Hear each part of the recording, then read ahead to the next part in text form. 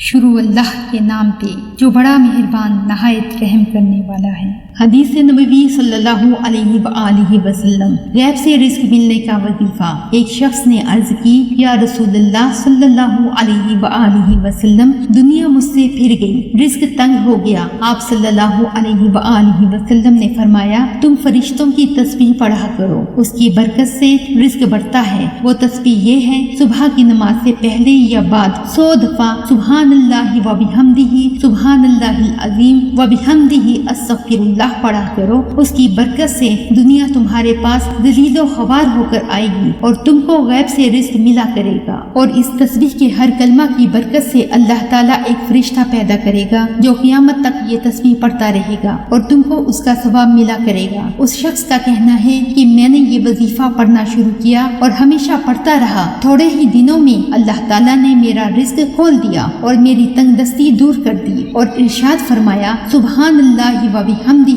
جو مرد یا عورت دن رات میں 100 دفعہ پڑھے گا تو اس کے سب گناہ معاف ہو جائیں گے، اگرچہ سمندر کی جھاگ کے برابر ہوں۔ ثواب کی نیت پر اس ویڈیو کو زیادہ سے زیادہ لوگوں کو شیئر کر دیں۔ شکریہ۔